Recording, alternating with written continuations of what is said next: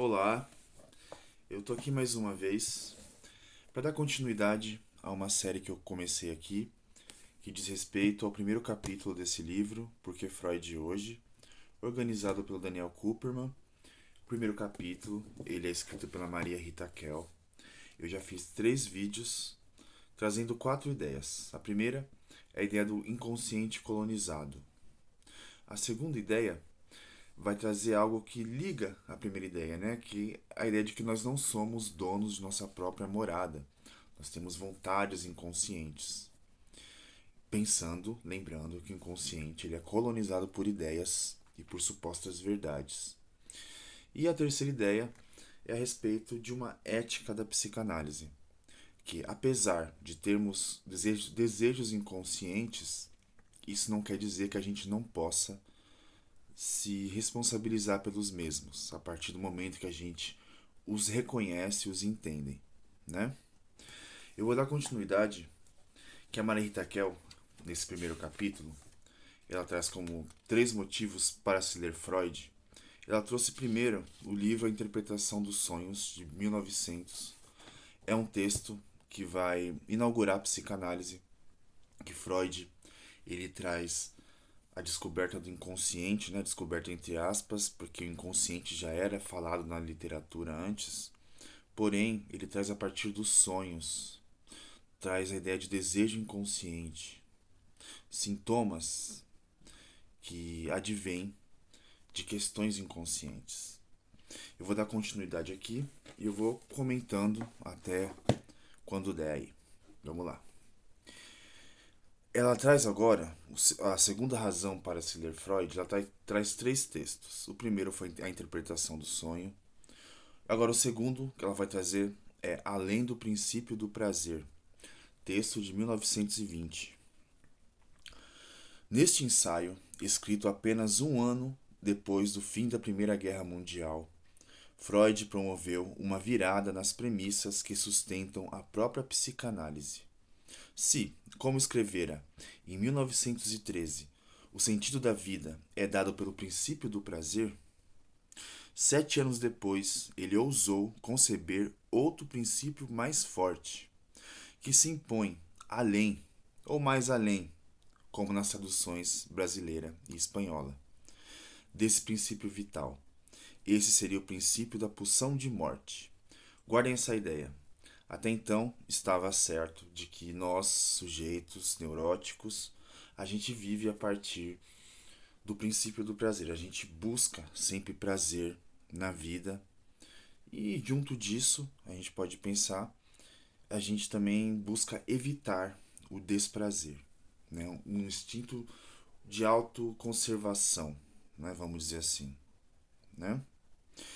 A Primeira Guerra Mundial, dominada pelos primeiros combates aéreos que lançaram cidadãos da grande parte da Europa em experiências de desamparo nunca imaginados, deixou entre os sobreviventes um rastro do que se chamava então de neuroses traumáticas.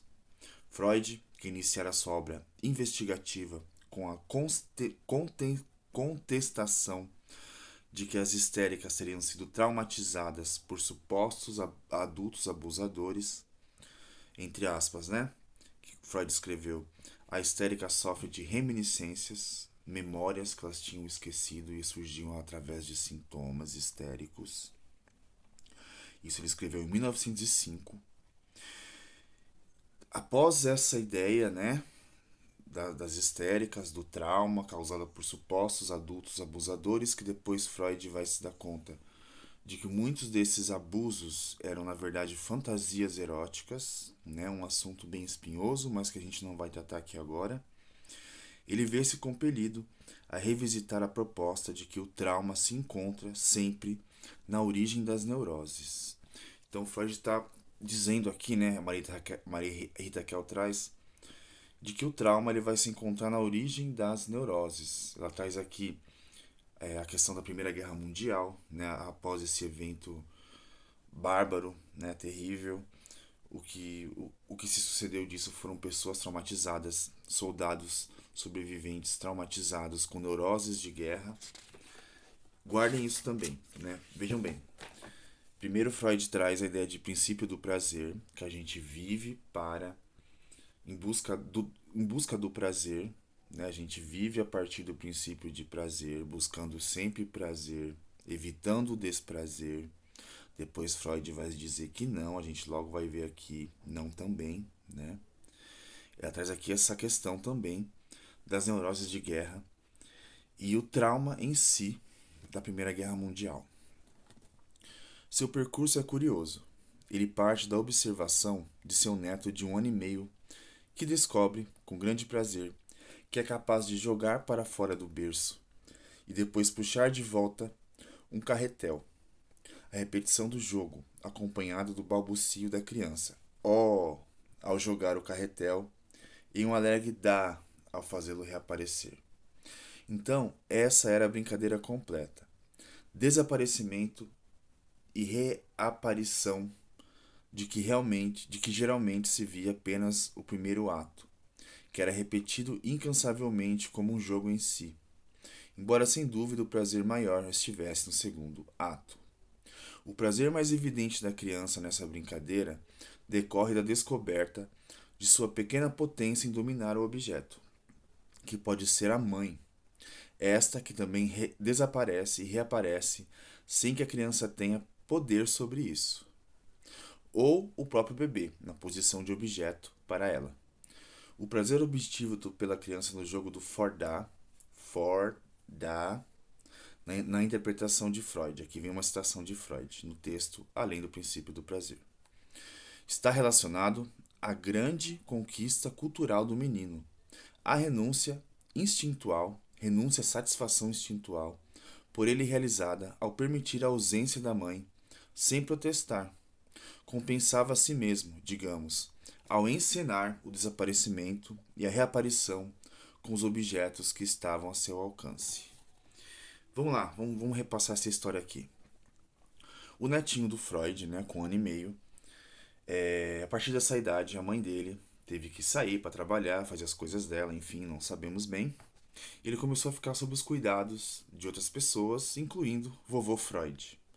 Freud começou a observar que, primeiramente, o que o bebê fazia? Ele pegava os brinquedos dele e jogava, né? Ele simplesmente jogava e fazia esse barulhinho com a boca, né? Oh, né? Depois, num segundo momento, essa criança ele pega um carretel e faz o mesmo jogo. Ele joga o carretel e depois puxa, dar. O que Freud analisa muito bem a partir desse evento tão peculiar, tão simples, né? Um detalhe tão simples. A criança ali, ela estava recriando essa experiência que ela mesma estava vivendo com a mãe. A mãe que sai fora e depois volta, né? Tem um detalhe interessante nessa brincadeira do neto dele, que a criança, primeiramente, o que ela faz é recriar essa experiência de desprazer, que é o afastamento da mãe, né? Guardem bem isso, que também é interessante. O fato da criança ter recriado uma situação de desprazer. Vejam bem. Mas a descoberta do impulso de apoderamento, que ele, de certa forma, encerra a fase de completa dependência da criança em relação à mãe, é apenas a primeira conclusão, e também a mais sensata aos olhos do leitor da época. Mais adiante, Freud retoma a questão da tendência à repetição dos eventos prazerosos, para em seguida deter-se sobre a questão da repetição em si mesma. Essa que na neurose, como sabemos, atua não apenas sobre ações e pensamentos prazerosos, como também sobre aqueles que produzem desprazer. Uma espécie de neurose de destino, aqui entre aspas, se apodera daqueles que não conseguem deixar de repetir na vida os mesmos comportamentos e escolhas que no passado lhes causaram sofrimento. O que é interessante a gente pegar aqui, né? Os neuróticos de guerra, eles voltavam da guerra com traumas, né? O que é esperado. A experiência de guerra é algo fora vamos dizer, da civilização, né? Assim, claro que a civilização ela produz a guerra, mas O sofrimento de guerra muitas vezes ele não é possível nomear. O que acontecia com esses soldados traumatizados? Eles tinham sonhos. Eles repetiam esses sonhos, né? Sempre sonhavam com essa situação de sofrimento. E Freud começou a se questionar por que esse sujeito, em grande sofrimento, com grande trauma, ele continua a reproduzir esses sonhos. Claro, a gente não escolhe com o que a gente vai sonhar. E aí a gente tem aí, né, a gente cola com a ideia do inconsciente colonizado, não somos donos da nossa própria morada, não temos controle sobre nossos sonhos, nosso inconsciente. Então o que acontecia? Esses soldados, eles reviviam esses traumas nos sonhos, experiência de desprazer. O bebê, o netinho do Freud, ele revivia um desprazer brincando no jogo do carretel. For dá. Claro que ele depois ele tinha a satisfação do prazer, né, de trazer para si o objeto de novo. Mas tinha aí, ele vivia de forma passiva primeiro, né, esse afastamento da mãe que vai trabalhar, fazer não sei o quê. E depois ele vivia de forma ativa isso. Ele fazia isso com os brinquedos, com o carretel. Isso a gente pode pensar, olha só, isso a gente pode trazer, eu posso trazer inclusive aqui situações do meu trabalho clínico, meus atendimentos, que obviamente os sujeitos eles vão sofrer por coisas que eles não conseguem controlar e repetem, né? A gente pode pensar na repetição tanto dos sonhos, sonhos desagradáveis, sonhos de angústias, pesadelos, ou mesmo ações, né? Eu posso trazer aqui um exemplo, por exemplo, né, de uma pessoa que sofre de toxicomania, né? Claro que tem a questão cerebral, tal, mas aqui a gente está falando de psicanálise, e a gente leva em conta também a ética da psicanálise e responsabilidade sobre nossos desejos, que os sujeitos, esses toxicomanos, por mais que eles saibam que o uso da droga específica, do álcool, do crack, da cocaína, seja lá o que for, vai lhe trazer prejuízo.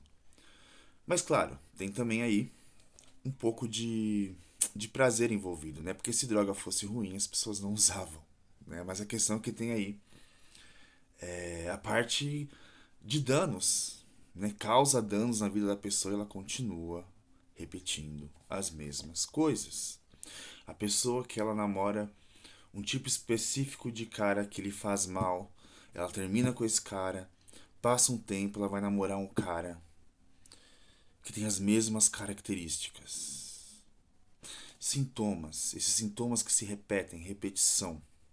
Freud está falando disso aqui. Maria Rita Kell, né? Trazendo Freud. Então, a gente está entrando num campo aqui que é da ideia de que a gente também busca destruição. É o mais além do princípio do prazer, o texto que a Maria Rita Kell aqui traz. Existe algo que vai além do princípio de prazer e da evitação de prazer. A gente também busca destruição para nós e para os outros, né? Guardem essa ideia. Por enquanto eu vou fechar aqui. Eu tenho mais coisas para dizer a respeito do além do princípio do prazer, mas fica para um próximo vídeo. Lembrem bem das ideias e vamos tentar criar esse raciocínio juntos, tá bom? Até mais, a gente se vê.